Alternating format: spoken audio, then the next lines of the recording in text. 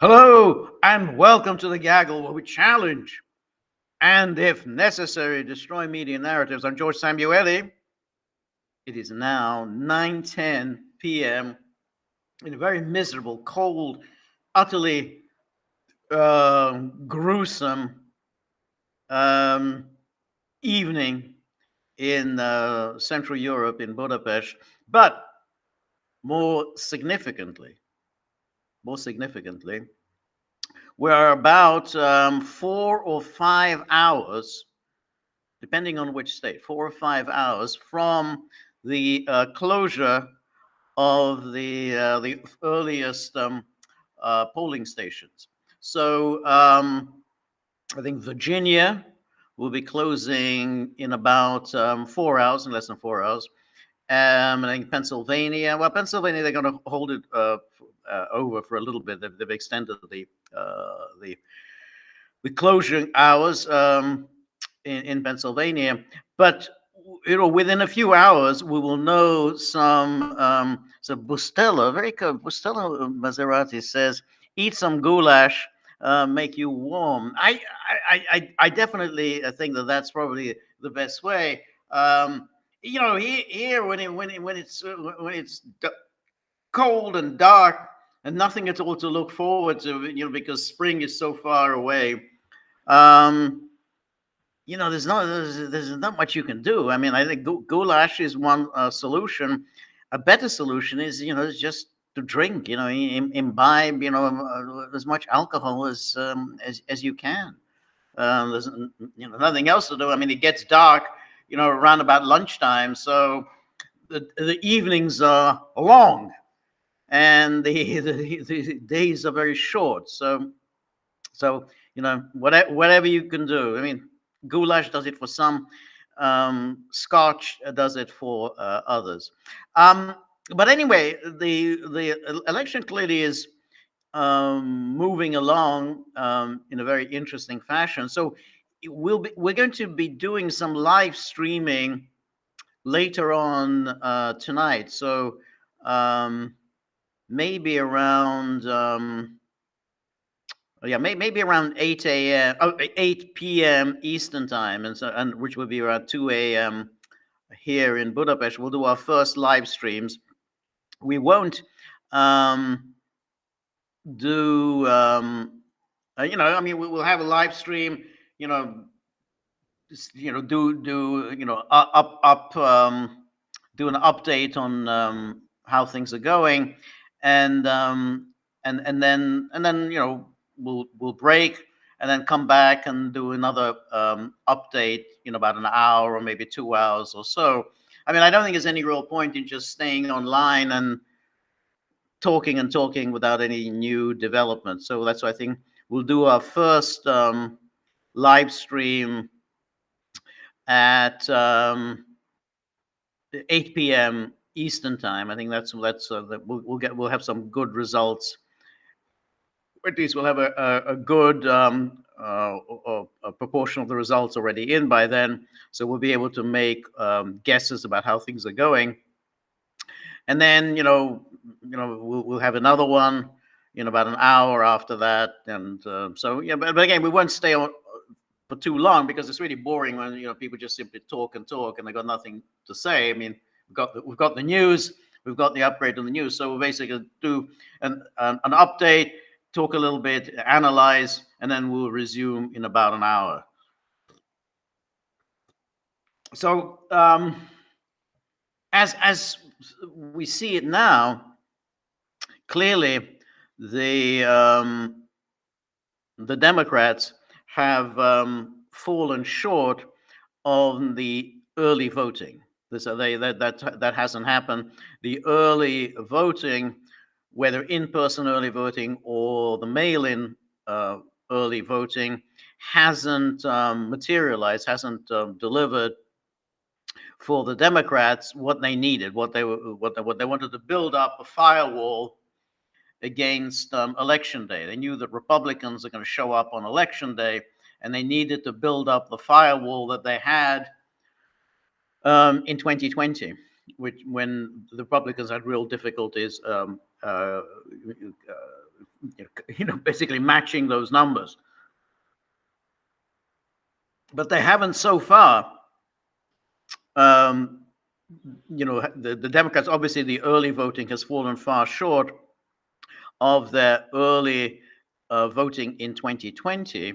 However, the question is, can they make up for it in the election day voting? And so far that hasn't happened.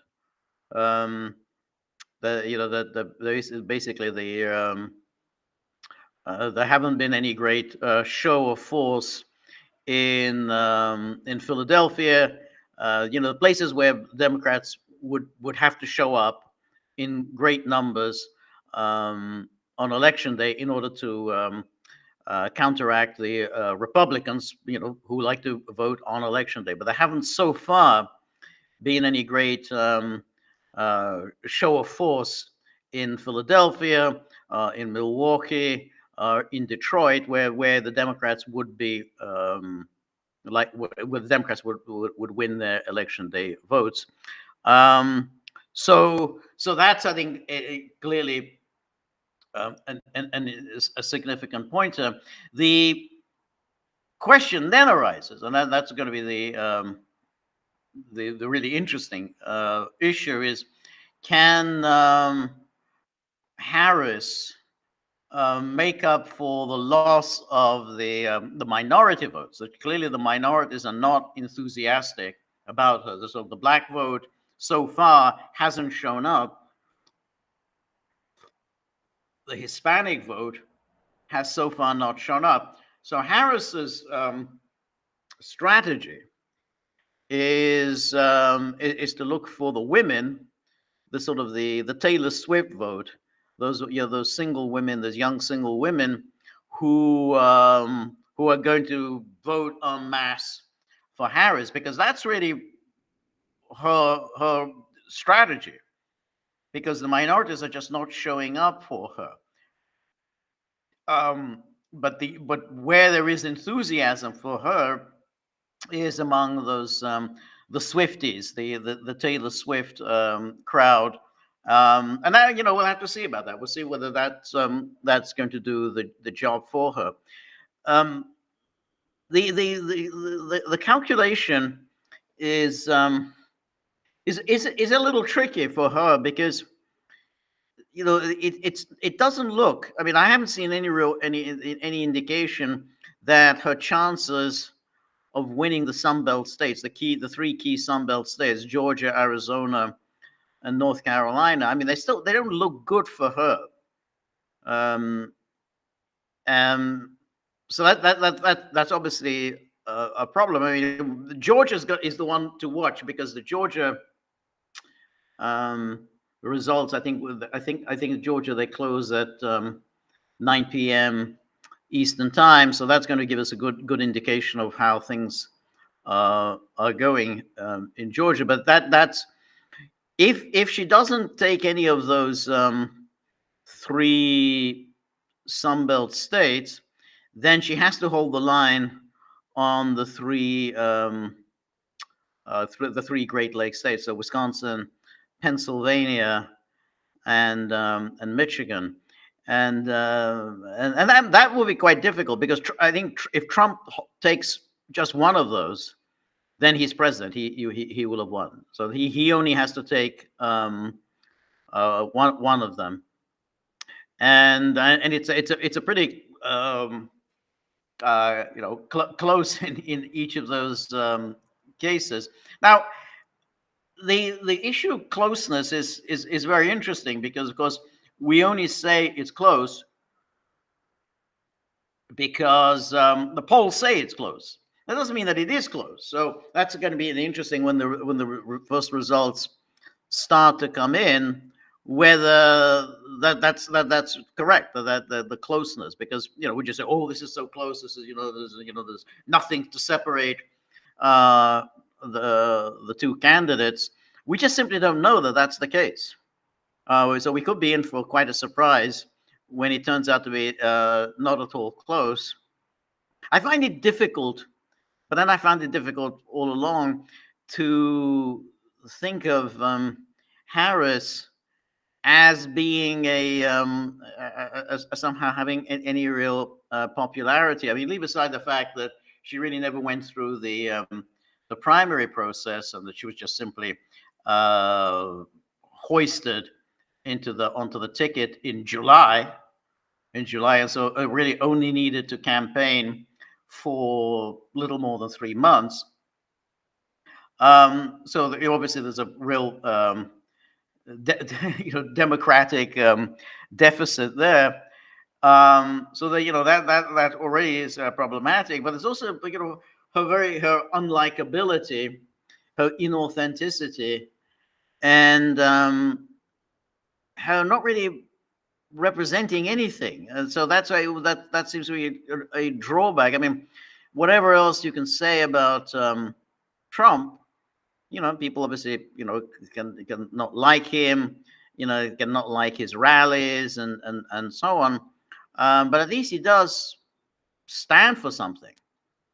Now the media obviously want to minimize all that, and so they obsess about, oh, Trump said this or Trump said that, and then he sent out this this tweet or other whatever, the Truth Social blast.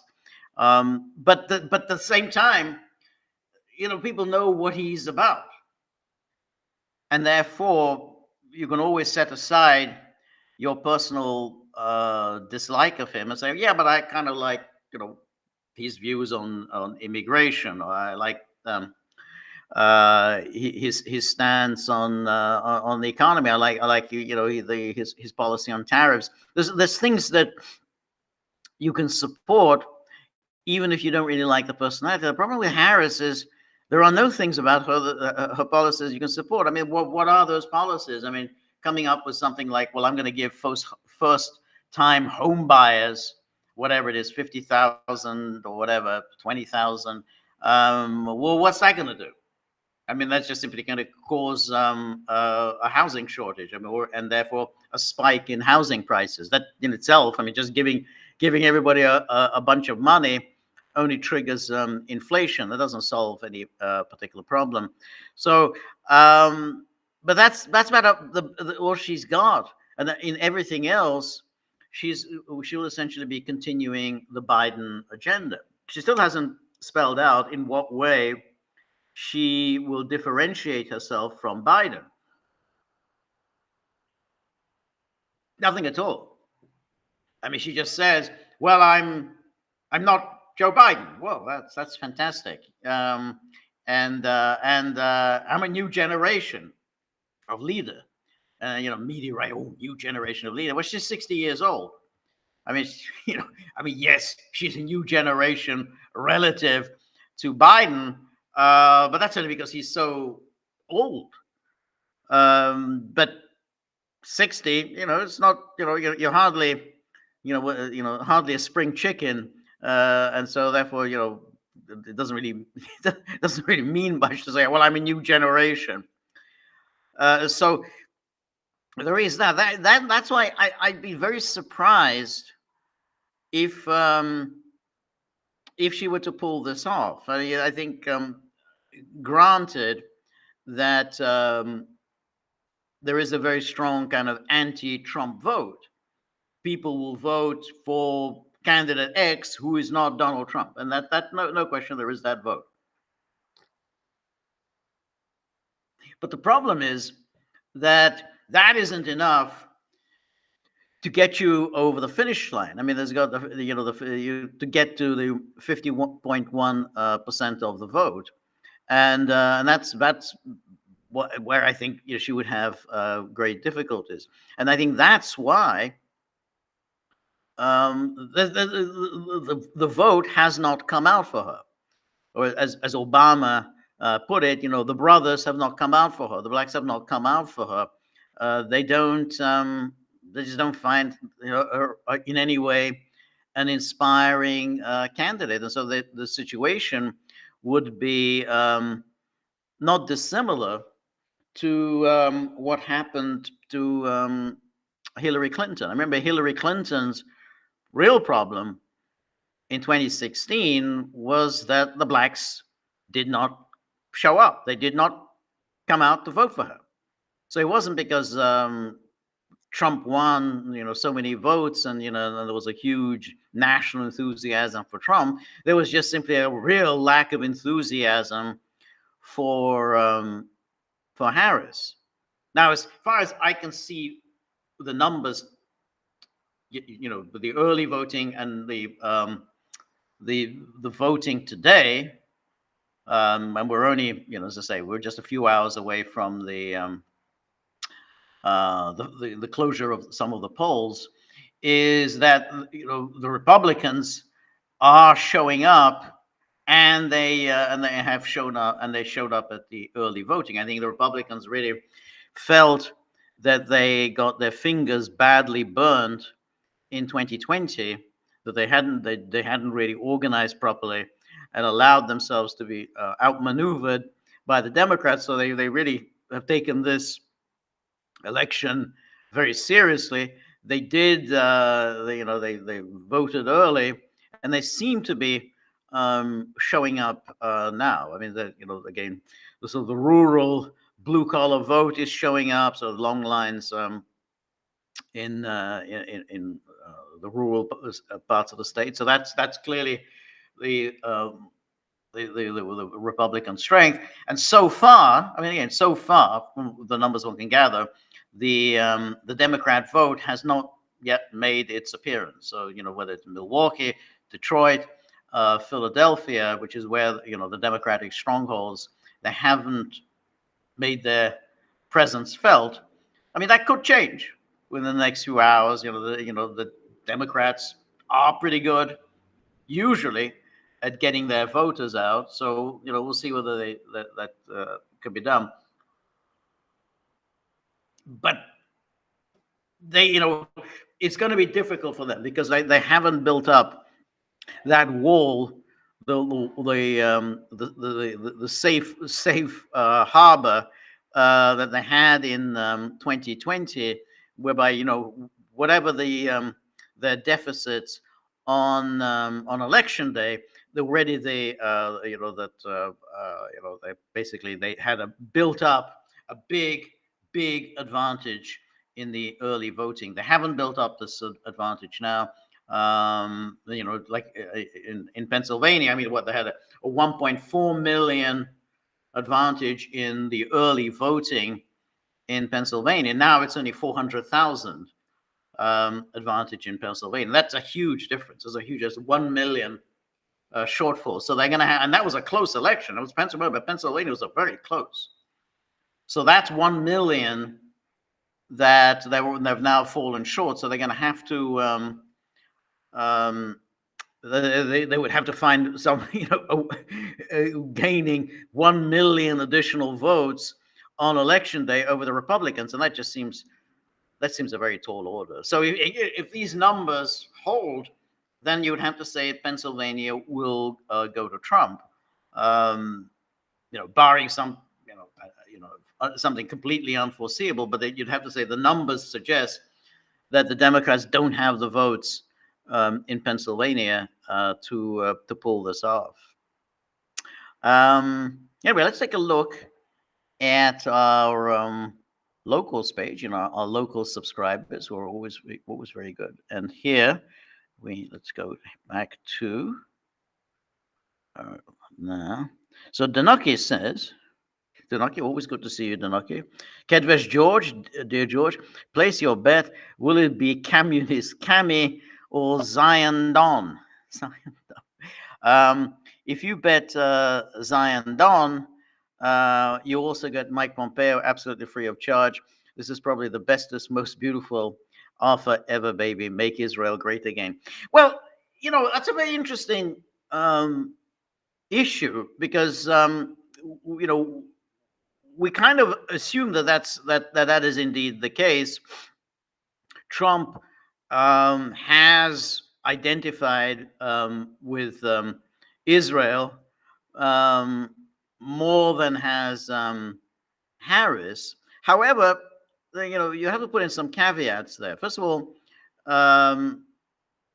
Harris has been part of the Biden Harris administration, and that has given everything Israel has wanted, and then it has been a complete calamity. So it's hard to see what more the Americans could do for Israel than what Biden and Harris did. So I'm not sure that Trump would do anything more. I mean, Israel has already been given a blank check by Biden. So then the really interesting issue is what happens in Michigan, because in Michigan we've had these Arab American and Muslim Americans endorsing Trump. That's kind of a turn up for the books that we weren't really expecting it. I mean, we remember from 2016 in particular, when we had these various Muslims really very hostile to Trump, because remember, Trump during the election campaign had talked about banning Muslims from entering the United States. So, this is quite a turn up for these Muslims to come out in favor of Trump. So their calculation is that whatever Trump's deficiencies, nothing that happened during the Trump years, as far as the Palestinians are concerned, compares to what happened to the Palestinians during the Biden-Harris years. So I think that's their calculation when they make an endorsement of Trump. Now, I don't really, I'm not at all sure Trump is a particular fan of Israel, a particular fan of Zionism, a particular fan of Netanyahu. I mean, he's obviously seen a political advantage in being even more fervently pro-Israel than Harris and Biden. I mean, he's got various Zionist billionaires now in his corner. Now, once he's elected, he really doesn't need the kind of the Jewish money that he needed in the past. I mean, he won't. He's not going to need Miriam Adelson. Is it Miriam or Miriam Adelson? He's not going to need her anymore because he's a one-term president, a lame duck president. So he doesn't need any. He's not running again. So he may look at the Israel-Palestine conflict with a fresh pair of eyes. I'm not saying that that's what will happen, but I'm not sure that he will necessarily adopt a fervently pro-Zionist view. Now, Mike Pompeo, yes, there's Pompeo. He was, he was at one of those rallies recently, and Trump called him out, and Pompeo stood up, and he bowed and so on. Okay, but do we know that Pompeo will be a key part of of Trump's national security team? I don't know. I mean, Trump has different people around him now than he did during his presidency, because during his presidency he really didn't know that much about anything. He just he was just appointing people because they were Republicans and they were regarded as national security experts. And so somebody says, okay, well, here's Mike Pompeo. He's what about him? All right, okay, we'll have Mike Pompeo. He really didn't know any of these people. He didn't know McMaster. He didn't know Tillerson. He didn't know John Kelly. He just appointed them. I mean, what do you do when you come in as president? He wasn't expecting to be president. He's never really been in Washington. He didn't know who was who. He obviously relied on the people who were recommended to him. Okay, so well, he knows about national security. He's a good Republican. Okay, fine. So I don't know that Pompeo will necessarily be a part of the Trump national security team. Now, admittedly, there's no one around Trump who is more who is particularly skeptical about Israel. I don't know anybody around him who will say, "Hey, this is idiotic." But Trump himself may decide that it's not at all to America's advantage. I mean, literally, he's a transactional politician, and he may well just come to the conclusion that the commitment to Israel serves no particular American purpose. I mean, America gets nothing out of this passionate attachment to Israel. Israel gets something out of it. Israel's amen corner within the United States gets a lot out of it.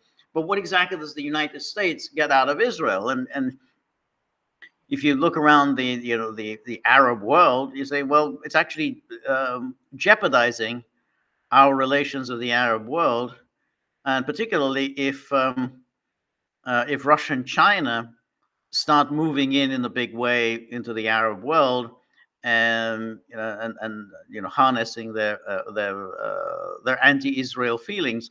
Again, I'm not saying necessarily that Trump will think that. I think Trump may, I mean, if one really examines the foreign policy positions of Trump and Harris, I kind of think that Trump, at least there's a possibility that Trump will attempt to rethink America's foreign policy attachments, and I don't think Harris will.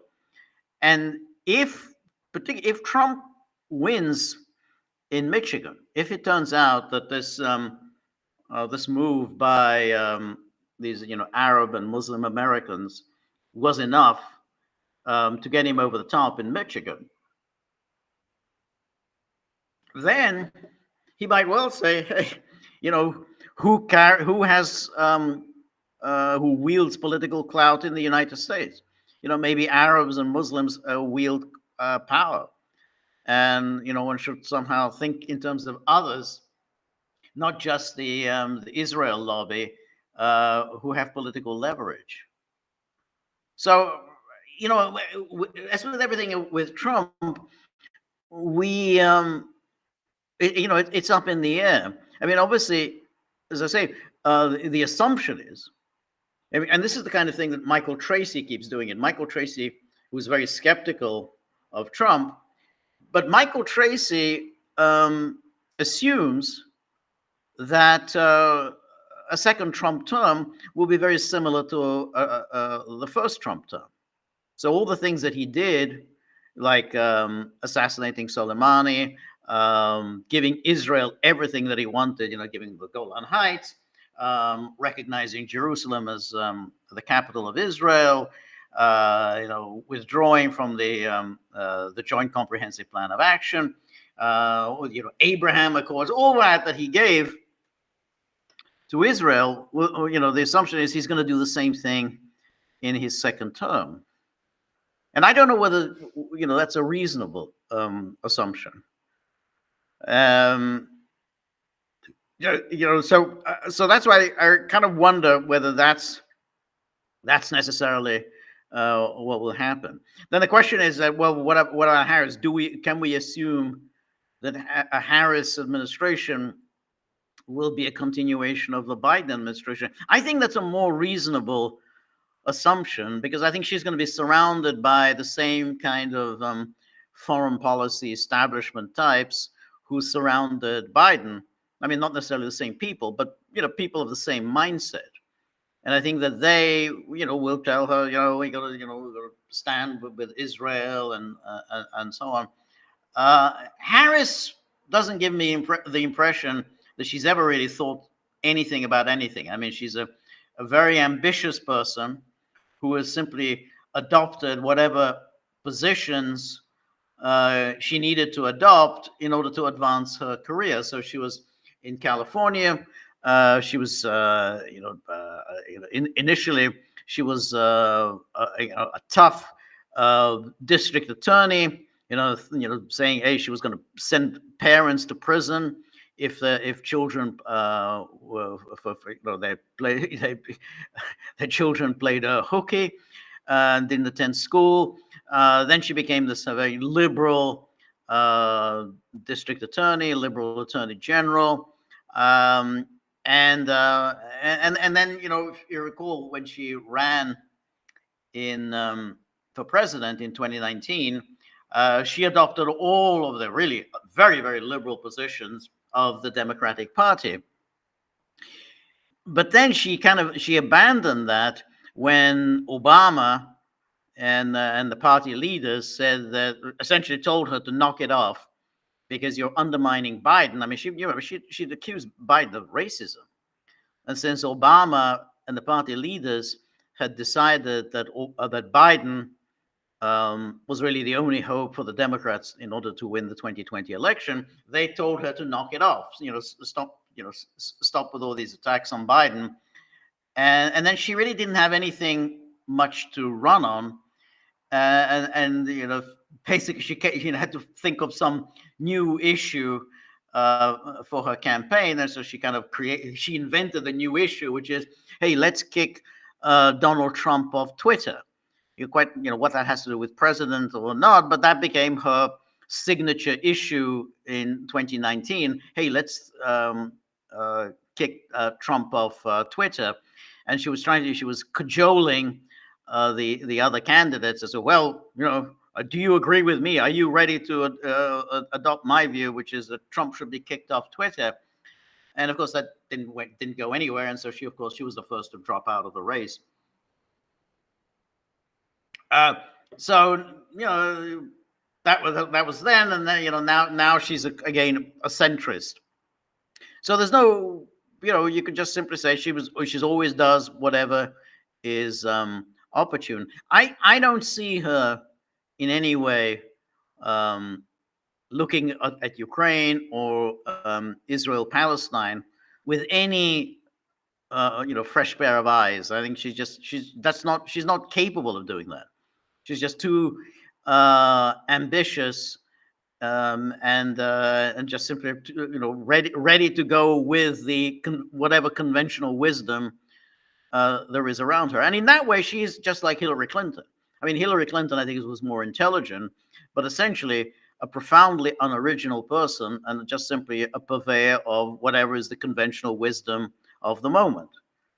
And I think that's and that did in Hillary Clinton, made her so inauthentic and so dislikable that she obviously didn't have a single original thought in her head and just simply say, well, what's the prevailing wisdom today? And I'm going to adopt it. And that, I think, is Harris. And that's why I don't see anything from Harris to indicate that she'll rethink the Ukraine policy or she'll rethink the Israel policy.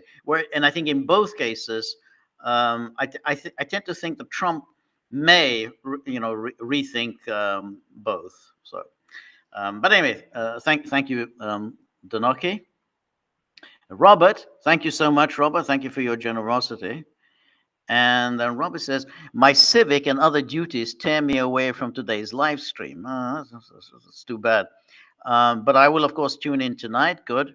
It was encouraging to hear you telling Peter yesterday that in the end, you still think Trump will eke out a victory. Well, I still think that. I think looking at the numbers, I do think that he will eke out a victory. I think that he will carry the Sun Belt states, and I think he'll pick off one or more of the blue wall states. I think Wisconsin and Pennsylvania or Michigan. I mean, maybe all three, but I think he's going to pick off one of them. So I think he will eke it out. But at this stage, it has to be anxious. I mean, again, there are all sorts of problems about Trump. I mean, there's no question. I mean, you look at him. Even yesterday, I watched his positively last rally in Grand Rapids, Michigan,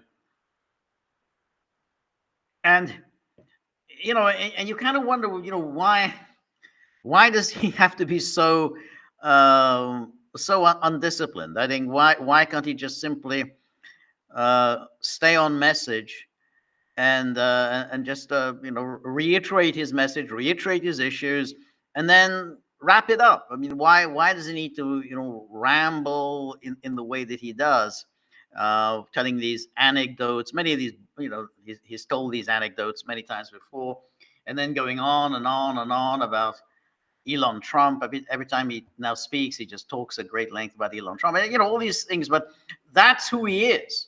I mean, it's like expecting him to be different is pointless. I mean, people were expecting him to be different in 8 years ago. And he was not going to be different. That's how he does it. He starts rambling is the way he interacts with the crowd. That's how he gets his enjoyment from that. And so you can say, well, why can't he be a different person? Well, he can't. That's who he is. But anyway, the point is that there's no contest, as far as I can see, between Trump and Harris. So you can tell me all these negative things about Trump, and you can say, well, what about his assassination of Soleimani? What about his sending the lethal weapons to Ukraine? What about his bombing twice Syria when he really didn't have any evidence at all that Syria had used chemical weapons? All these things. Why did he sign off on 2 new members for NATO? And and all the rest, his Middle East policies, his which just recognizing the Golan Heights and so on, and the Abraham Accords, all of that. You say, okay, that's fine, and all those are perfectly valid criticisms, but there's no contest as between him and Kamala Harris. I mean, Kamala Harris is, I think, the death of America. There won't be an America after Kamala Harris. I mean, it's just that's because whoever comes after Kamala Harris, even if it's a Republican who in 4 years' time, it takes forever, will already be just a less bad version of Kamala Harris. I mean, Kamala Harris will just pervade, pollute, infect every aspect of American life, just like Alexandria Ocasio-Cortez has infected every aspect of American life, and there's no recovery from that. Then you can bring on some other Republican, some pointless Mitt Romney type, but he'll just simply be just a male version of Kamala Harris. Maybe not quite as bad, but basically, but the fundamentals will be, Kamala Harris, in the way that Obama, polluted every aspect of American life. America has not recovered from Barack Obama. I mean, he's just everything that he did just was so calamitous. When you just remember, all of the awfulness of Obama. Remember he goes on this apology tour, and again, obviously, I'm no fan of American foreign policy, but nonetheless, his apology tour was pathetic and contemptible, and his claims that somehow America has been waging wars against Muslims around the world is just false and wrong. I mean, America has basically been waging wars against Christians around the world. Christians have been the victims of America, not Muslims. America aligned itself with Osama bin Laden. Osama bin Laden was an ally against a variety of Christians, whether it was the Christians, Russian Christians, Serb Christians, and it's the same. It's throughout. This has been America, then and in Chechnya again, aligning yourself with Muslim fundamentalists against Christians. That's been American policy. So that anyone who comes along like Obama saying, "Oh, we're so racist, we go after Muslims," it's just wrong. It's plain stupid and wrong. And so his apology tour was just contemptible, wrong, stupid, and contemptible, and that pervaded everything. I mean, with Obama, America's racist, and everything aspect of American life is just the product of racism and slavery and Jim Crow and everything else. And Americans need to just feel ashamed of themselves. And I don't think that's the right approach for any country. I don't think it's I don't think Russians or Germans or British or anyone else should just sort of cover themselves in sackcloth and ashes and feel ashamed of themselves, because all that happens is a very creepy class comes to power that wields this process of shame for the purpose of maintaining power. You are so despicable. You are so horrible. You are so racist, misogynist, sexist, homophobic, Islamophobic, and so on, that we, enlightened class, must wield power over you. We have to tell you how to be better human beings.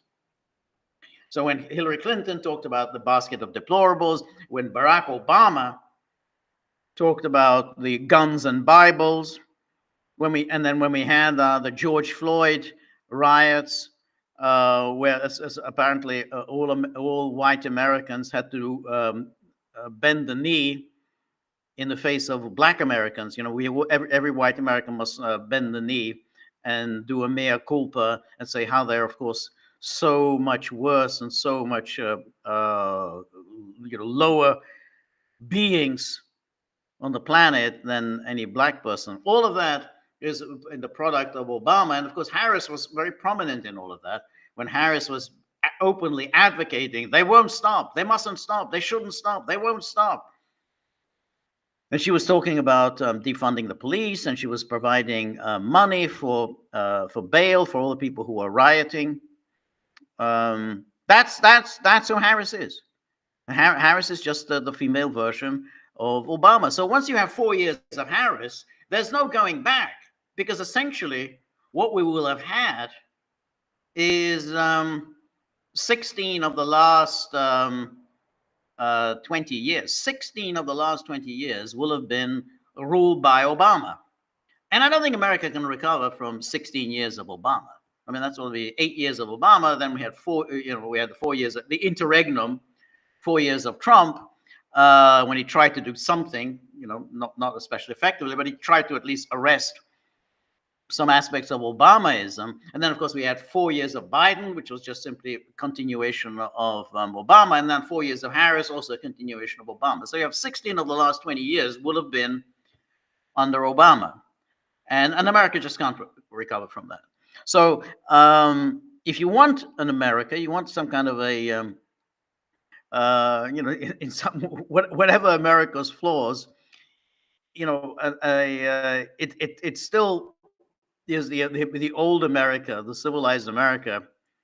Is still vastly preferable to the Obama Harris America. That really will be a force for malevolence around the world. I mean, boy, we're going to have gay indoctrination around the world under U.S. led by Harris and Alexandria Ocasio-Cortez and then Liz Cheney and Victoria Nuland. They're going to be in power. And you think that those are the people who are going to be in power. It's going to be unspeakable. So I don't think it's not even close. It's absolutely not even close. That anyone who wants in some ways a survival of our civilization, you just have to go for Trump. I mean, it's just whatever the problems there are with Trump, it's there's just no comparison with if we're going to go for Harris. I mean, because then I think the jig is up if you go 4 years of Harris. 4 years of Harris. Just think of Harris. You will have you're going to have all the DEI, mandatory DEI everywhere. You're going to have Liz Cheney as national security advisor. Remember, think of all the countries that are going to be bombed with Liz Cheney. You're going to have Victoria Nuland as Secretary of State, and then all of the various creatures who have been lurking around, like that woman who got that, who was appointed that position of the free speech, how to curtail free speech. That bizarre woman with the who did that, the, she kind of adapted that song from The Sound of Music. So she's going to be back. This is going to be terrible. I mean, and it's got this is this is going to be an absolute betrayal of everything that was at least once something once worthwhile about America, something that was worth admiring about America. And then Stone River, thank you very much for your generosity. It says, off to perform my civic duty too. Well, I'm assuming that you're talking about the civic duty is you're going to be voting. And I assume that Robert also, you'll be voting, which is good. And I think that's very important. Everyone has to go and vote. I mean, admittedly, I mean, Robert's in New Jersey, and I mean, it's not exactly a battleground state, but still, it's always good to do your civic duty. Lynn, 1995, very good to see you, Lynn. It's been a long time. I'm very happy to see you today. I hope you've done your civic duty as well. And then 60 cents from Silicon Valley. I hope you've done your civic duty. Yeah, well, that's California. Boy, is that a a single party state? That probably is where America could be heading. I mean, you give 4 years to Harris, and America is going to come to resemble California. I mean, that's where it's America will be heading. And it is an interesting issue. I mean, because I think California was always a kind of a laboratory or an indication of what America was. I mean, it was basically California which brought us Richard Nixon and Ronald Reagan. That was a very different California. I mean, it's almost hard to believe. It used to be absolutely solid Republican territory. Republicans could always count on winning California. And again, Nixon and Reagan both gave these huge Republican landslide, 49 state landslides, and it's just absolutely solid rock-ribbed Republican territory. Now it's just a complete one-party state. I mean, everything is run there by the Democrats. So that's kind of where I think America will be heading. I mean, if they could do that to California, you bet that they can do that to America. Cynthia, always very good to see you. Nice to see you. Been a while. Thank you very much, Cynthia, for your generosity. And so Cynthia says, it seems like men in many ways oppose abortion more than women do. Okay, all right. Let's think about that. Okay. If so, could it be due to them having had a woman in their life who elected to abort their child without their consent? I've heard of several such situations and how the men were deeply distraught over it. Much of that has to do with men deeply resenting the fact that women have the total freedom to abort their unborn child without considering at all the other half of that child belongs to the man in their life as well. I think that's a very good point. I don't know whether it's true that men oppose abortion than women do. It's very. I mean, if one looks at the polling numbers, generally, I mean, most people believe that I think men and women believe that somehow abortion is acceptable at an early stage. The first trimester abortion. So okay, it's fine up until 12 weeks, then I think they have real problems with it. I don't know whether necessarily men um, are more opposed to it, because I mean, it used to be the case that men were really quite for, they favored abortion simply because that kind of got them off the hook. Because let's remember that if if a woman gets pregnant and she decides to carry the child to term, then the man is on the hook. Whether it's whether it's a husband, whether it's a boyfriend, whether it's even a one night stand, it could be just a one night stand. He's on the hook for that. She says, "Hey, that's the father of my child. He needs to pay up to bring up the child." And he can say, "Well, I don't know. I mean, it was just a one night stand. I didn't know that she didn't have any birth control." That doesn't cut any ice. The courts will tell the man he's got to cough up the money. He's the father. I mean, the way this law works, I mean, or at least the abortion issue works, is, I mean, you're right, Cynthia, in that women get it's everything is up to the women. In other words, a woman can decide, nope, I'm going to terminate this. And the man who says, I don't think you should terminate it. I'd like to have a child. He said, nope, it's my decision, and I'm going to terminate it. The man has no say in it at all on that issue, none. On the other hand, if she does decide to carry it to term, then again the man doesn't have any say in the matter, and that he's on the hook. He's on the hook for 18 years. He's got to keep paying. To bring up the child. I mean, he just can't. He has no excuses at all to say, well, we were just drunk and fooling around. I didn't know this would happen. That cuts no ice with the courts. So it doesn't really work very, very well with men. It's again very much against men's interest, because it's entirely up to women as to whether they abort the child or they bring it to term. The man has no say in it, and the man then suffers the consequences. Suffers the consequences either that he doesn't have a child. If he wanted a child, he's not going to get a child, or suffers the consequences and he has to pay for the child.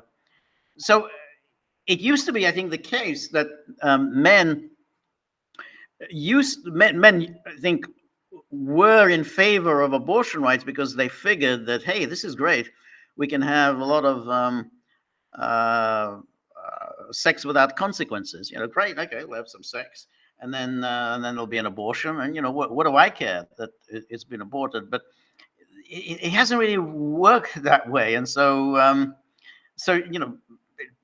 probably men feel, again, just a sense of powerlessness. They don't really have any real say in the matter. I mean, there's a lot of social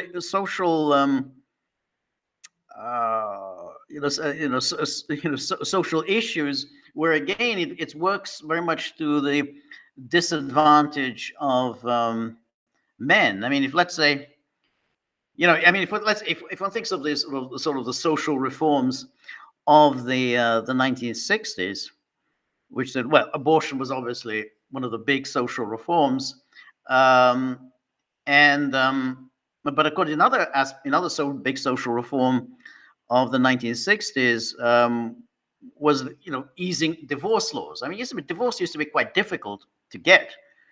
You had to really prove an irredeemable breakdown of affection to get a divorce. It wasn't that easy to demonstrate to the courts. But then in the 60s, I think pretty much in every Western countries, they made divorce much easier. But in doing so,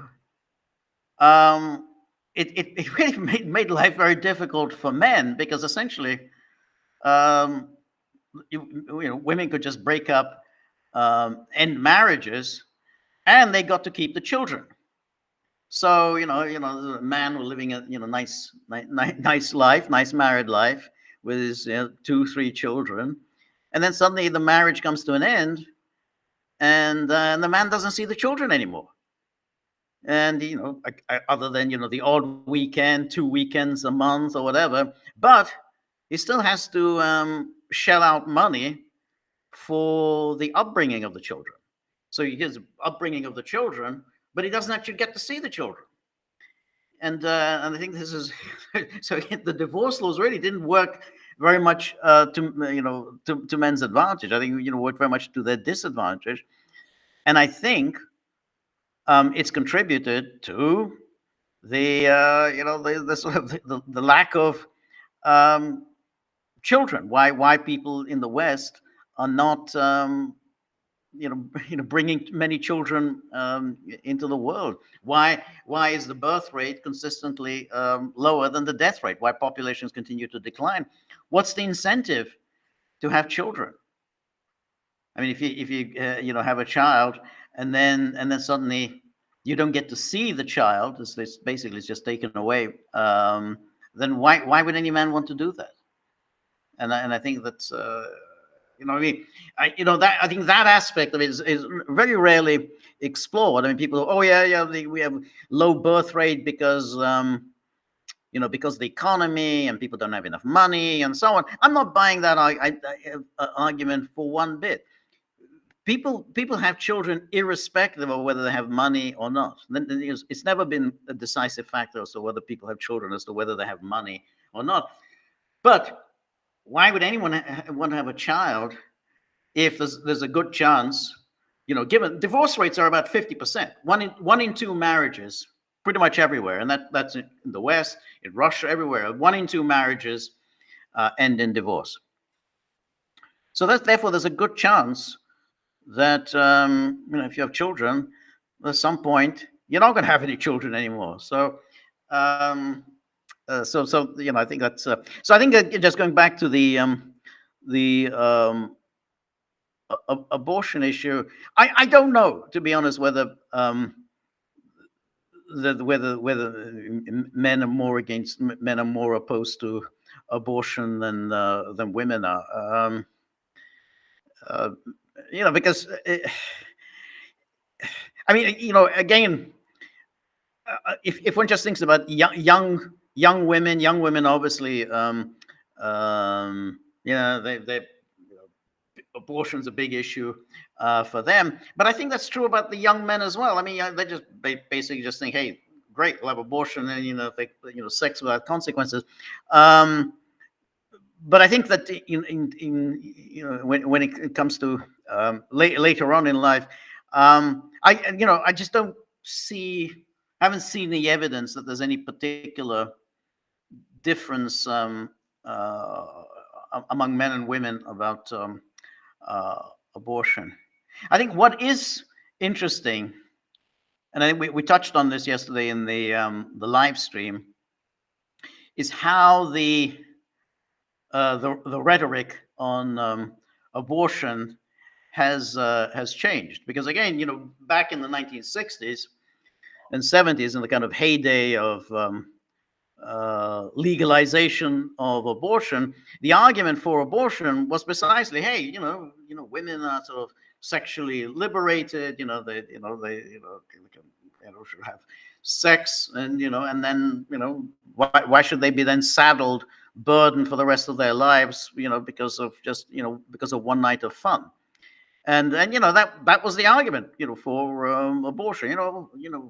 Women are sexual beings. The laws are trying to prevent women from having a good time. So let's have abortion. That was then the argument in the 60s and 70s. So somehow, if you were for women and women's rights and so on, then you were in favor of abortion.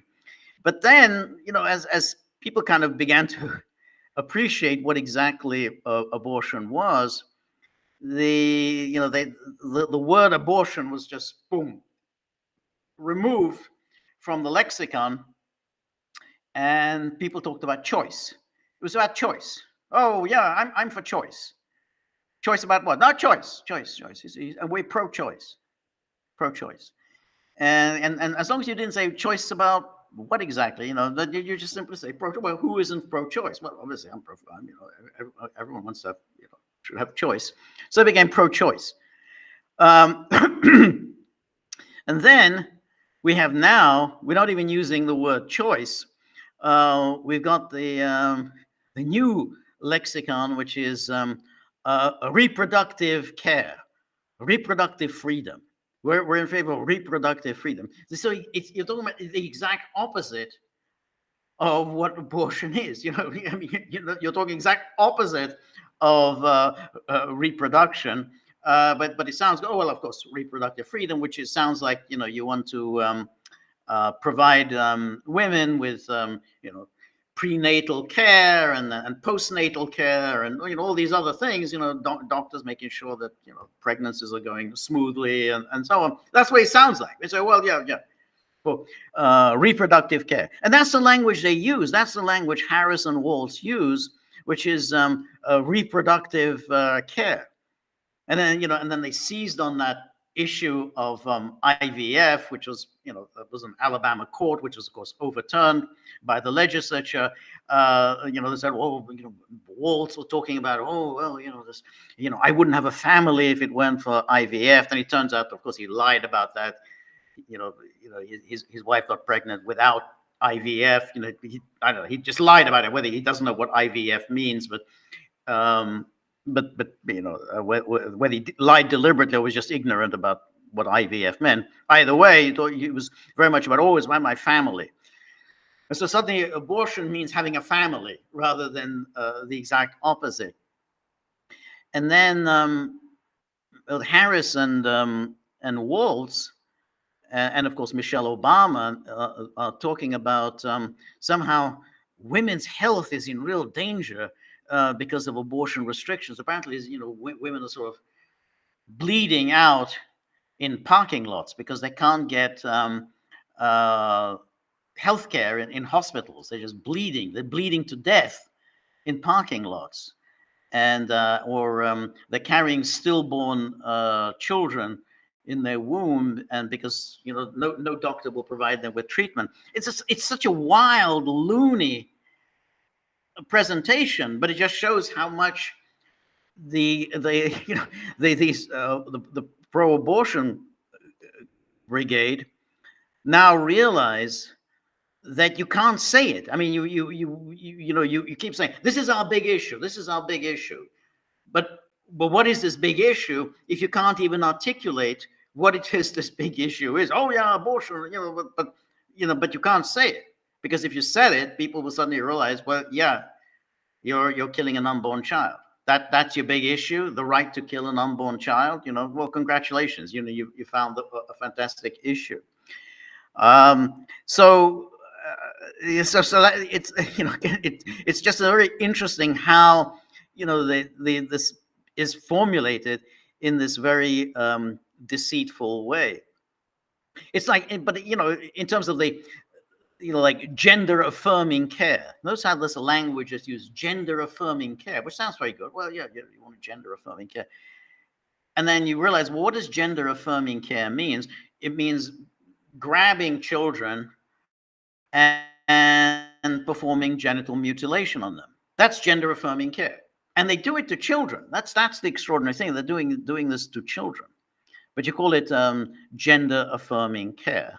And so it sounds like you're doing something proper and medical, and this is some serious doctor is treating a serious ailment, rather than a medical practitioner is abusing medical science, abusing the trust placed in a medical practitioner by performing life-altering procedures that are completely unnecessary. So life-altering procedures that are completely unnecessary. No evidence at all that in any way this helps anyone. But you use a wonderful euphemism, gender affirming care. So it's got, well, like, well, we're not talking about abortion. We're talking about reproductive care. He wants to take away reproductive care. Imagine women will be unable to get prenatal care. So, but it's yeah.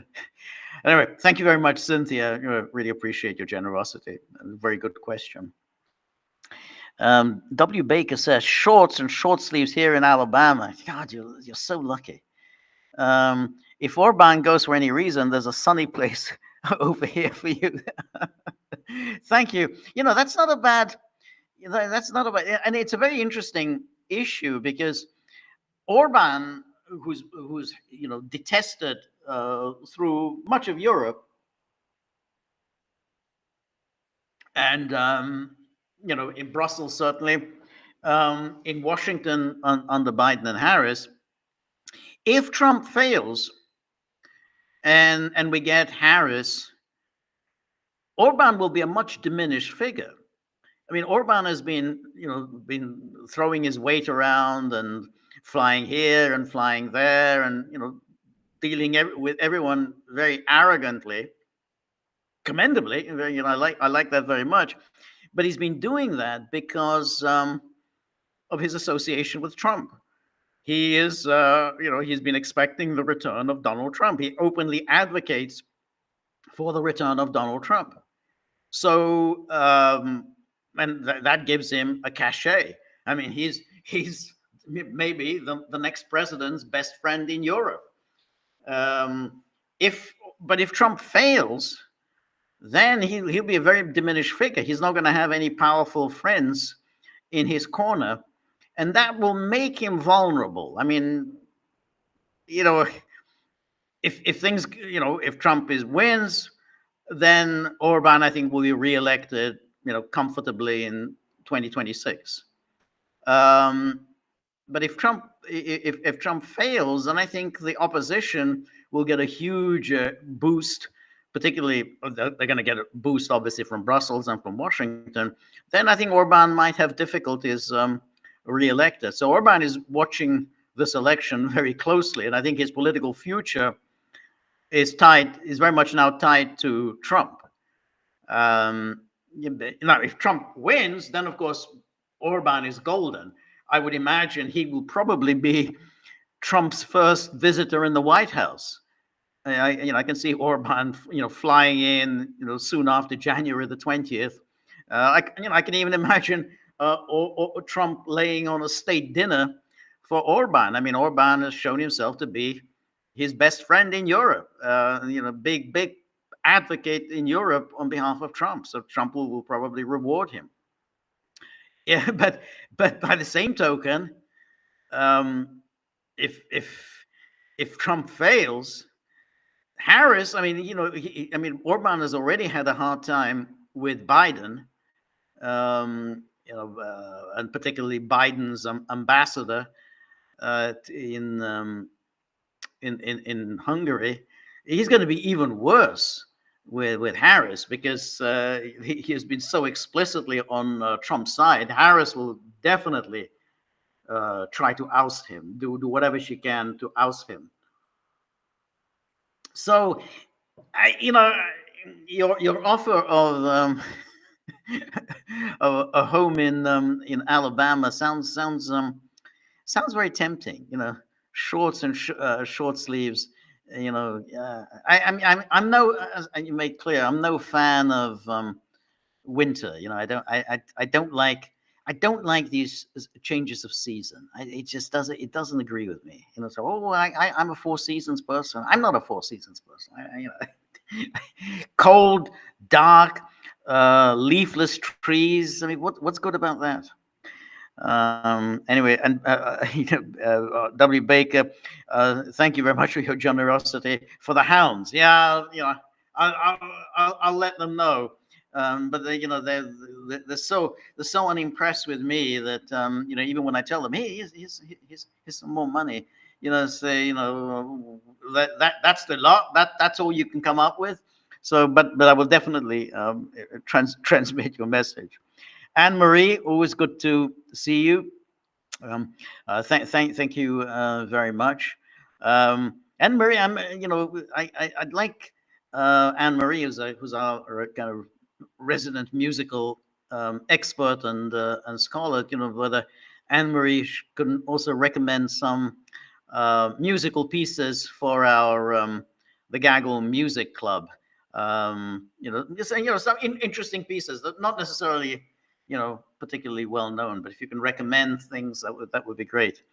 So anyway, thank you very much, Anne Marie. Really appreciate your generosity. And wait a minute, I lost my place. W.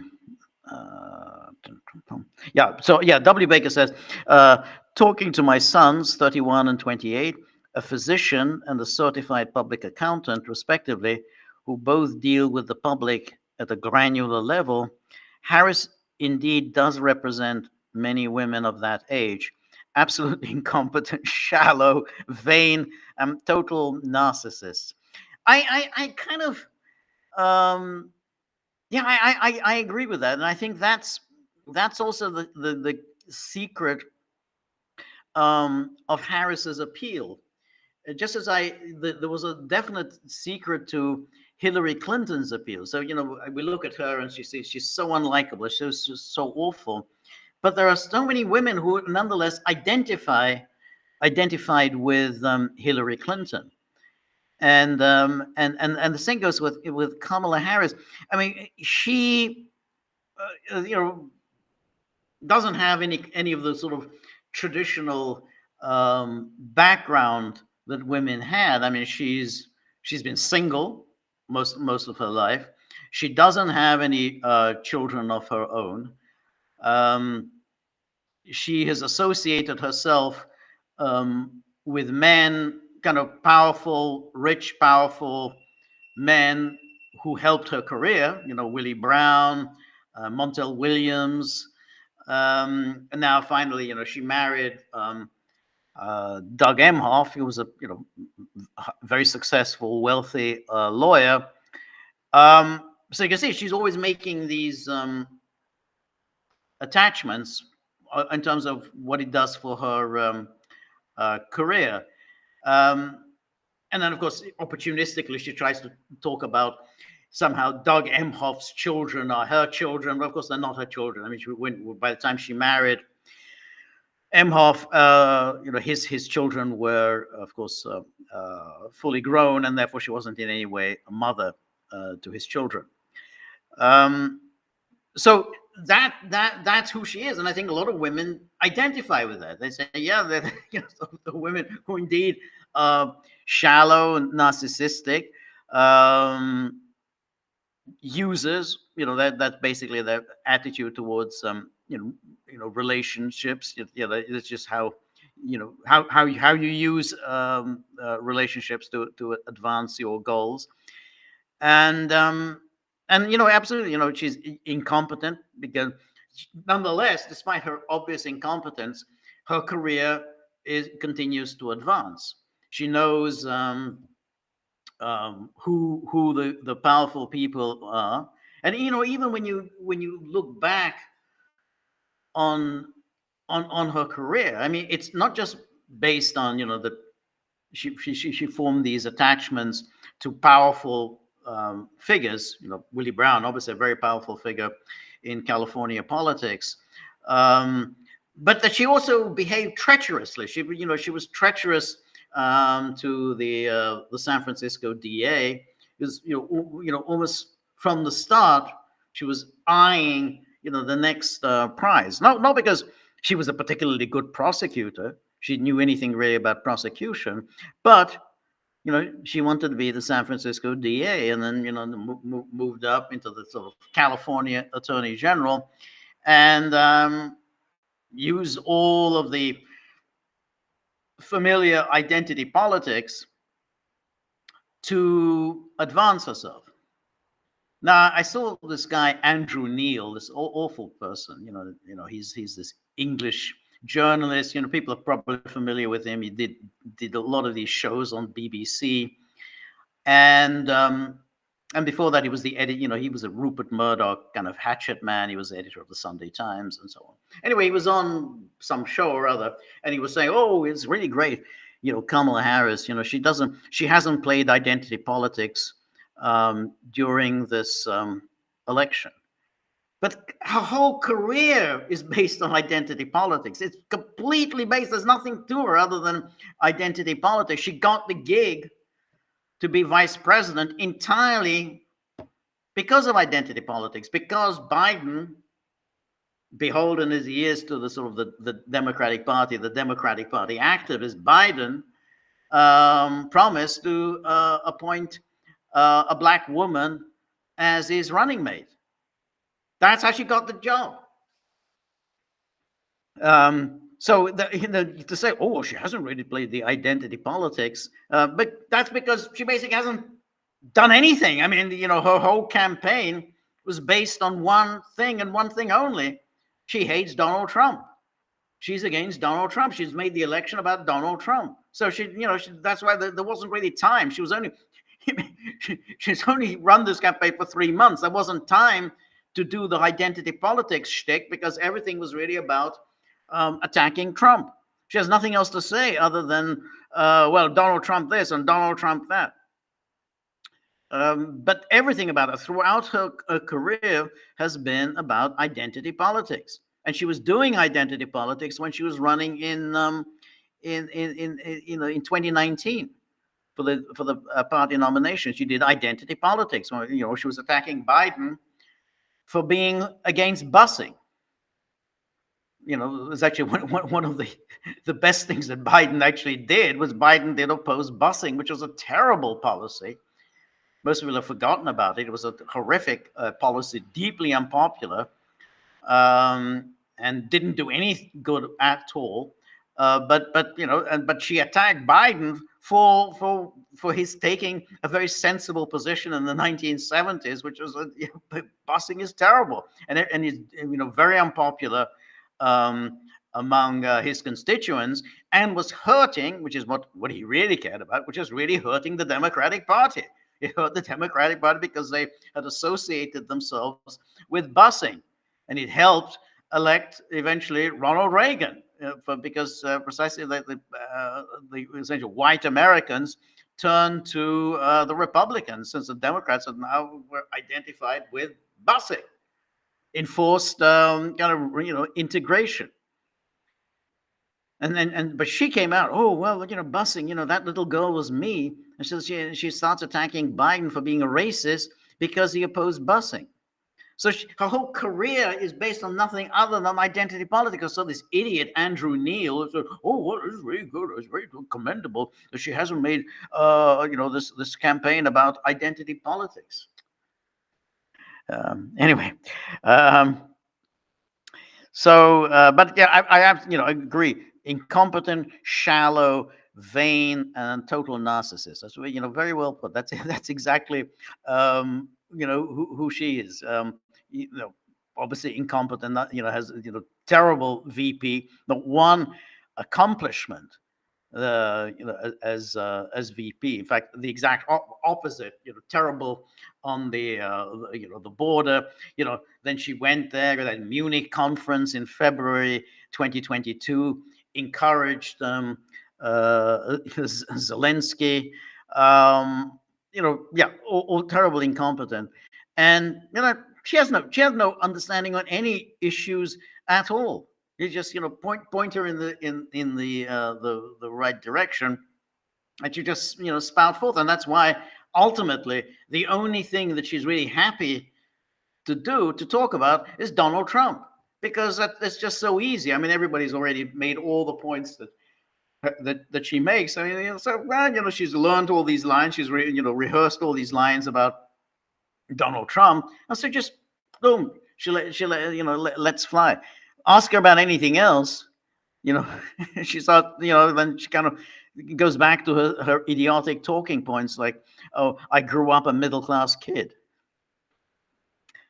Anyway, Marty, good to see you, Marty. Thank you very much for your generosity. Remember, The 5th of November. Yes, you're right. The 5th of November, which of course is Guy Fawkes Night in the United Kingdom. Now, of course, the United Kingdom, which has now become so completely Americanized, that Guy Fawkes Night really doesn't mean, what it used to mean. I mean, Guy Fawkes Night used to be quite a big deal because you had all these little children, and they would go stand on the street and would ask you for penny for the guy, and you were supposed to give these children a kind of penny for the guy.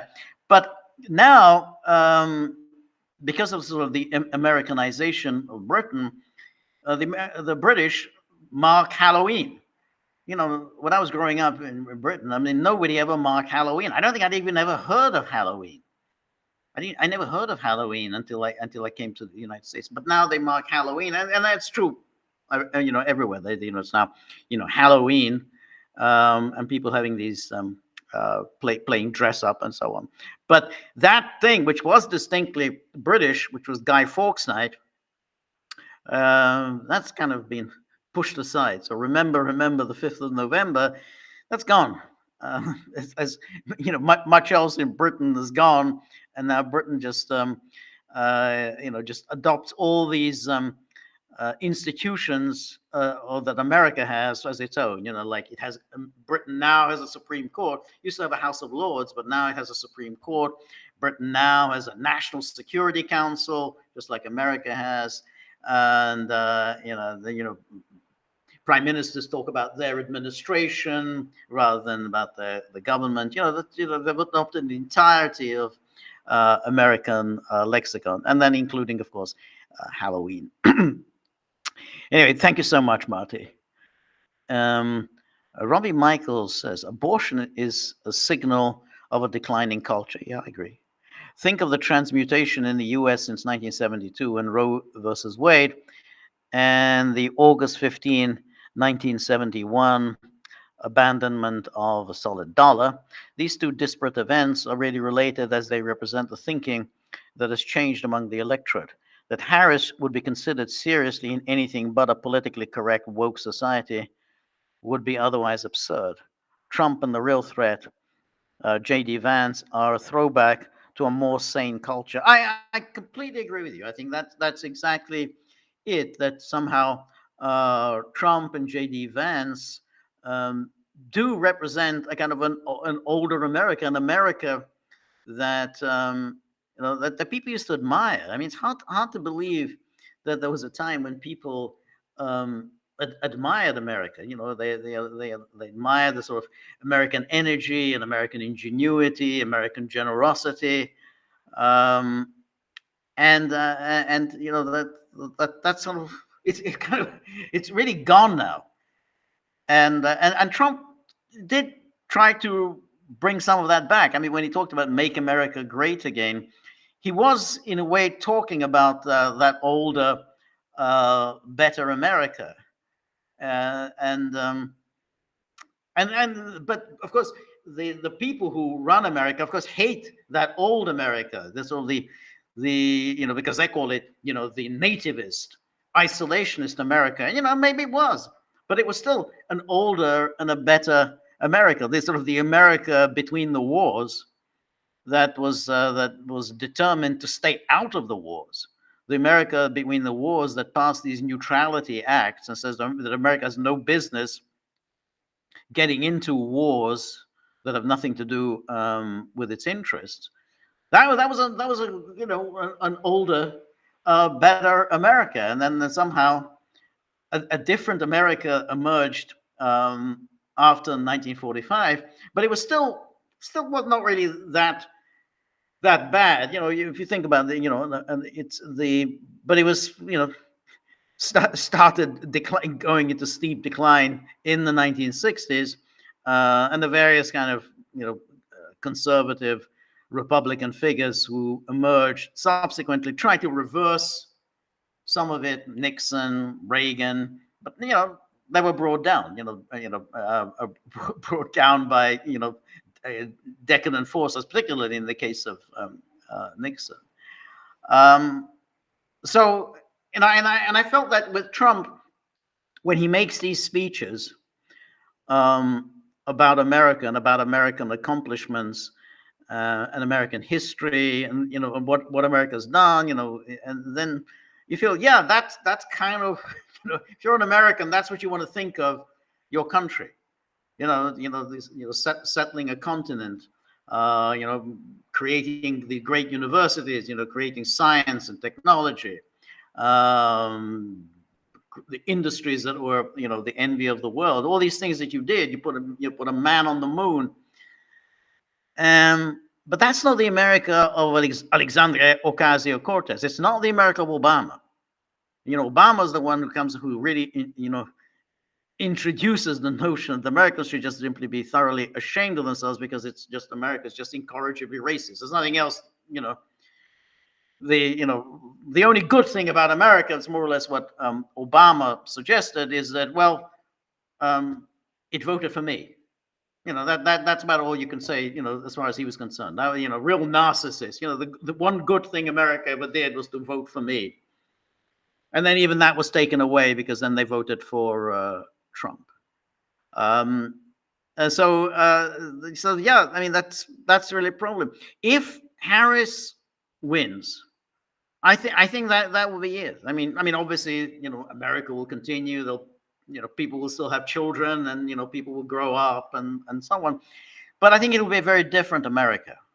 I think it's going to be a really a rather horrible, nasty entity. And I think many people in the world would just turn against it in the way they're already turning against it. They associate it with depravity, with all sorts of horrible sexual practices, all sorts of anti-traditional, anti-family values. I think that most people just look upon America as this is not something we want. America's obviously still very rich and very powerful, but the values that it represents are the values that they're going to try and fight against. So I think that I think will be the legacy of Harris. I mean, it will be, I think, Obama's fourth term. It's just a continuation of Obama's America. That this isn't not the America of Charles Lindbergh or Dwight Eisenhower. This is going to be the America of Obama, and it's just awful. I mean, it's hard to put in words just how ghastly a Kamala Harris presidency will be, because people say, oh yeah, but Republicans will probably control the Senate. Even if they lose the House, they'll have the Senate, and she's not going to be able to do all the things that she wants to do, and that may be true, but she'll do quite a lot. She'll still be able to do a lot through executive powers. She's still going to be able to force through some legislation. After all, Biden was able to do all sorts of things. So she'll be able to do quite a lot. She'll be able to do quite a lot of damage, even if she doesn't control the Senate. So that's what as I say, I don't think this is a close thing. This is, it's just not close. It's like just to say, oh, one's as bad as the other. No, one's not as bad as the other. It's just it's something that's absolute horror, poison, and there's one that is, I think, a matter of hope. That this maybe we can go back to something of what America once was. Cynthia says, I've heard it argued that the Kiev regime has mistaken Buryat soldiers for North Korean soldiers, which I can certainly see how that could happen, given that Buryat people of southeastern Siberia are very oriental looking, as you can tell from the photo below. So, that's very interesting. So what Cynthia is referring to is that the Ukrainians are claiming that they're already fighting the North Koreans in the Kursk region, and they claim that they have even captured some North Korean prisoners of war. Now, that's very hard to know because they're claiming that they're speaking in Korean. So I'm still a little. I read that story and I'm a little skeptical about it. I mean, I don't know, have people actually heard them speaking in Korean, and again, whether this was um, a stage managed event or whatever. Um, the reason I'm a little skeptical about the story is that I don't see any upside for the North Koreans to get into the fighting. I mean, I can see the upside of showing Russia that North Korea is a solid, reliable ally. That they forged this strategic partnership with Russia, and now they're arriving here. Russia's at war, and here we're providing support for our ally in a time of war. And I can see why it's a good position for North Korea to take, because of course North Korea gets a lot out of it. I mean, obviously Russia is now committing itself to providing lots of energy, cut price energy for North Korea. North Korea has been under sanction all these years, so now they're going to get cut price energy. Moreover, I mean, North Korea, which has basically had to confront South Korea aligned with the United States by itself, now has a powerful ally in its corner. So that all of that would seem to me that essentially North Korea is now out of isolation. Sanctions now mean nothing for North Korea, and it now has a powerful ally in its confrontation with South Korea. So there's huge advantages for North Korea in this. Where I don't see advantages for North Korea is getting involved in the fighting, because I don't think there's any evidence that the North Koreans would be able to do anything useful in any fighting. I mean, they don't know the terrain in Ukraine. They, they haven't fought a war since the early 1950s.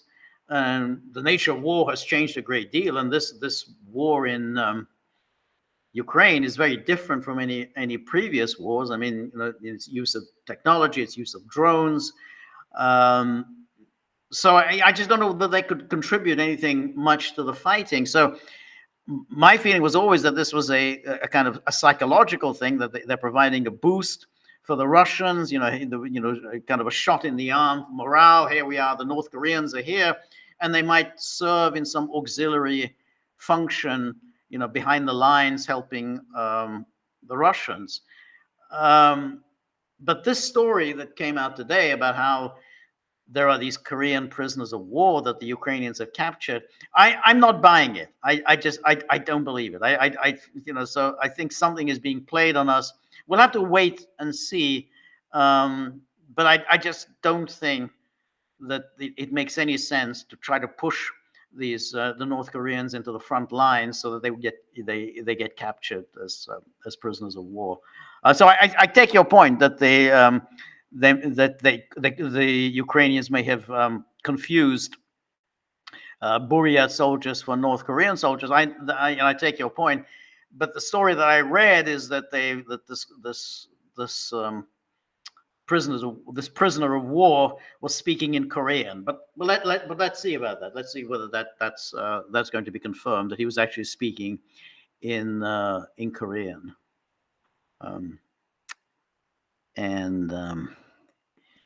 And then 60 cents, I was just about to read it. Yes, 60 cents. Greetings, George and fellow Gagglers. Yes, my girlfriend and I voted for Dr. Jill Stein. I dropped off our ballots Sunday evening. Congratulations. That's very good. Of course, you're in one party California, so it's not going to make a huge amount of difference. But that's very good. Now, of course, what's interesting is Jill Stein and whether she will do well in Michigan, because of course in Michigan she could certainly make an impact. So we've already had these Muslims and Arabs coming out for Trump, I don't know how many actually will come out and vote for Trump, but I don't think they'll vote for Harris. And I can see kind of Muslims and Arab Americans voting for Jill Stein. So that's going to be the key to watch out for. If they vote for Jill Stein, and that's that because if Trump does carry Michigan because of that, because the Arab Americans have abandoned the Democratic Party over Palestine, that's going to be quite interesting. That'll be a real turnaround for American politics. We're so used to only ever talking about the Israel lobby, and now suddenly we're going to be talking about the Arab and Muslim vote. That would be quite interesting. And as I say, it might indeed have an impact on Trump and even Vance. I mean, they're thinking about, hey, I mean, Vance, who if Trump wins, Vance is obviously the heir apparent, and he's going to be thinking about running in 2028. And he's going to be figuring, hey, I need Michigan. If I don't win Michigan, it's awfully hard to win the to win the presidency, because you can't always rely on the Sun Belt states. I mean, the problem with the Sun Belt states, which used to be great, Republicans would hold all these states in the South and say, okay, well that's a solid base. We only need to pick off a few more states and then we're done. But it's getting harder and harder because there's so many people moving down into the Sun Belt states from the liberal Northeast. They go there obviously because it's nice and warm. It's very pleasant, living down in the South. So, but they move in, and the more they leave New York and go and live in North Carolina, they bring liberal New York values with them, which is why states like North Carolina and Georgia are becoming purple states. They used to be absolutely rock rib Republicans, but now with so many northeastern liberals moving in, it's now touch and go. These are tight races. I mean, even Texas. Look at. I mean, Ted Cruz will probably win tonight, but it's getting tighter and tighter to take Texas. Always thought, boom, Texas, solid Republicans just always carry Texas, but it's going to get harder and harder because you got so many people moving from California down into Austin. So it's very nice living in Texas, but by the same token, Texas gets more and more liberal, just like North Carolina or Arizona or Georgia. They're all getting kind of more liberal. It's not quite the same deep South that one remembers from 20 years ago. So yeah, but that just goes back to the point that given that you can't go on relying on your southern block, you're going to have to start picking off states in the Midwest. So J.D. Vance may start thinking, hey, I need to keep an eye out on for this Muslim and Arab Americans, because otherwise, I may have difficulties winning in 2028. And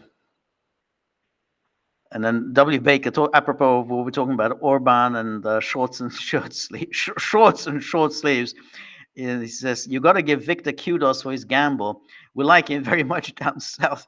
I do think it's very funny that Trump has kind of introduced Viktor Orban to sort of American discourse. So pretty much every one of his rally speeches includes some discussion of Viktor Orban. He says, well, have you heard of Viktor Orban? He's a really powerful, really tough guy, a real powerful guy. And, by now, the crowds, I mean, initially, I think the crowds were always a bit puzzled, who the hell is Viktor Orban? But I said, oh, he's a really powerful, he's a real tough guy. And you know what he said about me? He said, all the world's problems will be solved, when Donald Trump returns to the White House. And it's very funny. But now Trump's MAGA audiences, they now know about Viktor Orban, which is just very funny. It would have been unthinkable a few years ago that you could have a political speeches, political rallies in America, and they're talking about a Hungarian prime minister. I mean, they no that up until a few years ago, no one had even any idea of what the hell Hungary was. Or, that they just assume Hungary means hungry. That's it's people who are hungry. But now, somehow, thanks to Trump, Americans are aware of Viktor Orban, and what they've been told is that Viktor Orban is a real tough guy, and he's a European, and he wants Trump back. Well, that's great. Viktor Orban for me. If Orban falls, I can see Orban also, going to Alabama. Maybe he'll get some, some position at the University of Alabama. I don't know whether maybe University of Alabama is actually quite liberal. I don't know much about it, but he may well have to seek some kind of sanctuary. Things could get quite nasty. So Stone River says, thank you very much, Stone River. Really appreciate your generosity. Stone River says, Australia has compulsory voting. What you write on your ballot paper is up to you, though. What thinks George of such a system? Well, I actually think compulsory. I don't have a problem with compulsory voting. I think it does make sense. And look. Now, I mean, look. I think one should generally vote. I think voting is since you have this opportunity, it's not like you have votes all the time. Well, I mean, in America, you do have votes. Every 2 years you have elections. But I think that's fine to have compulsory voting. Where I mean, where I think it's gets really interesting. I mean, if you have, let's say you have compulsory voting, and most elections are kind of boring. I mean, we're sort of used to these boring. We had boring elections where we kind of knew the outcome. But now, with the kind of divisions we have in America, these elections are always very, very close. But it's hard to recall that not so long ago, American elections were really boring because we kind of knew the outcome, and the candidates were so uninspiring that really, who the hell cared? I mean, remember you had Bill Clinton. Everybody knew Bill Clinton was going to win in 1992. Everyone knew Bill Clinton would win in 1996, and then the Bush-Gore election was just really so boring because neither Bush nor Gore was in any way an attractive or inspiring figure. I mean, who the hell cared? Is it going to be Bush or is it going to be Gore? I mean, they were almost identical in their views. And then again, Bush versus John Kerry. So really, we had years and years and years of very, very boring elections, and then suddenly elections got quite interesting when Donald Trump appeared on the scene. He was just an interesting figure, and all of the elections were just so there was on a razor's edge. You can't tell who the hell was going to pull this off. So anyway, to say compulsory voting, you think to yourself, well, okay, do you really want to go and vote mandatory voting? You have to decide. Do you want Bill Clinton or Bob Dole? That has to be the most boring election that I ever in my lifetime. I don't think there's ever been a more boring election than Bill Clinton and Bob Dole. Maybe Barack Obama and Mitt Romney was as boring. But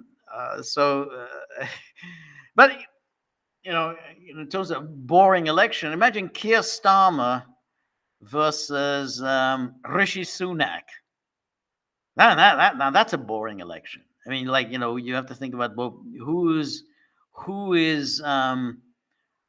less bad than the other. Yeah, that's a hard one, but that's what it is. I mean, we're sort of in a way fortunate that we've had at least 3 elections with Trump. I mean, Trump is fun, and if he fails today, then that's probably the end for Trump. We're not going to have we're not going to see much of Trump again. I mean, I think he'll probably be still around, but fundamentally, all those rallies and all those those fun campaigns, that's all going to be in the past. So in a way, we'll have kind of we have to go back to normality. I mean, it's a little like, I mean, in tennis terms, you think, well, this is pretty much the end of the Novak Djokovic era.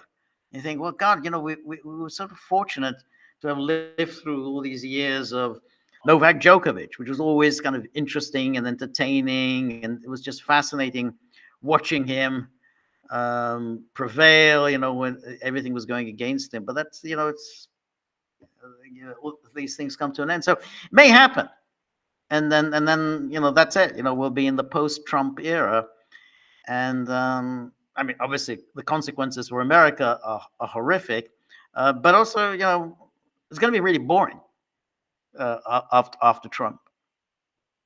And then W. Baker says, since the Republicans have a lock on Alabama, and I wouldn't dream of voting for the modern Democratic Party, I write in Jefferson Davis. I write in Jefferson Davis for president every time. Well, that's great. It's wonderful that there's no closed circuit cameras that film you writing in Jefferson Davis. I mean, I can just imagine in a kind of Harris, Alexandria Ocasio-Cortez presidency, you might get punished for writing in Jefferson Davis. I don't think they'll accept any supporters of Jefferson Davis. So yeah, those kinds of thought crimes.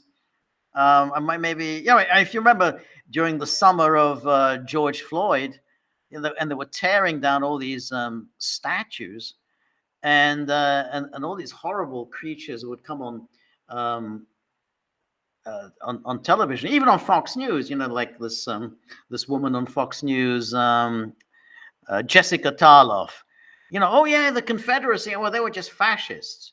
They were amazing. They were fascists. A century earlier, but they were already fascists. They believed in white supremacy and so on. So once you've now identified Jefferson Davis, so she'll say, yeah, absolutely, take down statues of Jefferson Davis. Take down statues of Robert E. Lee. Yeah, destroy them because they're fascists. They're supporters of Hitler. So it might not always be opportune to write in Jefferson Davis, but I have every sympathy for what you do. DJ 53144 says, just returned from voting for Brother Cornel West. That's good. I didn't realize that I mean, I sort of forgotten about Cornel West. He started off quite promisingly, and he kind of faded out. I don't even know whether, I mean, how many states did he manage to get on the ballot? So I don't know. That I mean, it's not that easy to get on the ballot. So I just wonder how many states he managed to do it. But that's good. Well done. You put in your vote for Cornel West. Thank God you didn't do it for Kamala. And I wouldn't have for one moment have dreamt that you would do that. So, but anyway, thank you so much, DJ, for your generosity. I really appreciate that. Anne-Marie says, thank you for your invitation. I could recommend one of my absolutely favorite pieces for one of the most wonderful pianists, Rachmaninoff, Piano Concerto No. 2 with Grigory Sokolov. Okay, that's a good idea. Rachmaninoff.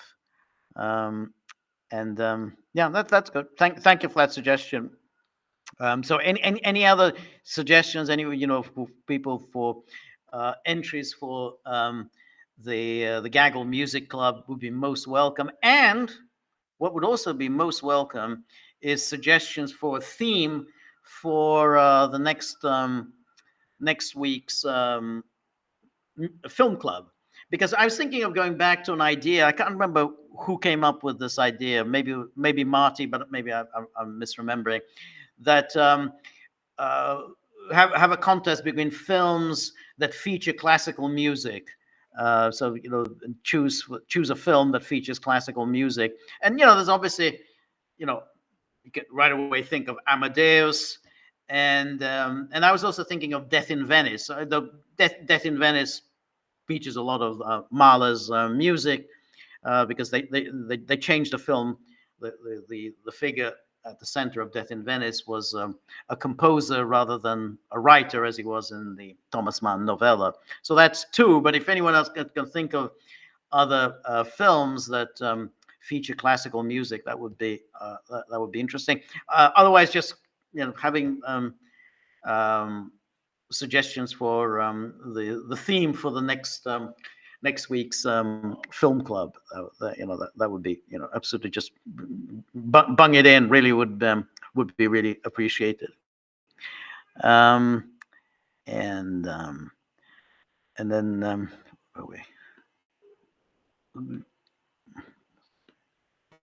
always lose my place here on this locals page. Oh. Yeah. Yes, here we are. And the DJ says, I work with a woman for Siberia, and I at first thought she was Chinese. Yeah, no, that's very true. No, very, very true. And then Danaki says, speaking of divorce, I read somewhere that in Ukraine it is over 50%, something like 55 to 60%. Yeah, I think so. But to be fair, it's deplorably high, really, throughout the Western world, and I think it is a consequence of they liberalized those divorce laws. Now again you could say okay that was a humane argument for it, and understandable why people decided to do it, but you could also predict that the consequence would be basically the collapse of the fundamental unit of our civilization. I mean, it is based on married couples, families, and then you just shatter that by essentially making divorce very easy, and now suddenly half of all marriages end up in divorce. Of course, that all that has undesirable effects on social stability, and of course, undesirable effects on children. It has a major impact on children. So it's like all of these things, have effects. So like back again in the '60s, when you have abortion, they legalized it, and what do you know? This is sudden burst of abortions. People are having abortions all the time. I mean, obviously people that had abortions used to have abortions before they legalized it, but now there's just a massive number of abortions. So again, the liberalization had that effect, and then so it's like again the sort of so obviously that would have the that kind of undesirable social effects. So it's a kind of liberal thing. Okay, well we'll do this. This is all very liberal. And then when people warned at the time, well, it's probably this is going to be the consequence. No, absolutely not. That absolutely will not be the consequence. It was obviously, yeah, that will be the consequence. So anyway. And then DJ answering my question, as of November the 5th, 2024, Cornel West is officially listed on the presidential ballot in 15 states. Huh. So he managed to get on 15 states. That's very impressive. It's not an easy thing to do. Not at all an easy thing to do. And then Stone River says about Jefferson Davis, I'm sure he appreciates it. No, I'm sure it does. Anyway, anyone who has ideas very much, appreciate any ideas about film club, what the themes for film club, and of course themes for you know selection of pieces of music. So Anne Marie, thank you very much for the suggestion of the Rachmaninoff's Piano Concerto No. 2. Okay, so well, I think I'm going to sign off now, and then we'll resume later on tonight. So I'm thinking around, we'll have our first live stream at around 8 p.m. Eastern time, because by then we'll already have some results in. We can talk about that, and then, we won't talk for a great, length of time. I mean, there's not much to talk about until more results come in. And then again, then maybe another one at about, 9:30 p.m. and to discuss how the night is going. So we'll resume with a live stream in in just about 3 hours. So thank you very much, everybody who joined this live stream today, the pre-election live stream. Really appreciate all the questions and the comments, and above all, of course, I appreciate the generous contributions to the tip jar. At least I appreciate. I say thank you. The dogs don't do it. The dogs do not say thank you. They don't even understand the concept. They just say, well, is that all? That's it. That's your lot. That's the best you can do. So but I want to say thank you. Really appreciate your kindness, your generosity, and I have to apologize for the dogs. But anyway, we will resume in about 3 hours. So anyone who needs to get some sleep, and we'll be back. Anyway, thank you for tonight. See you in a little bit. Thank you. Good night. Bye-bye.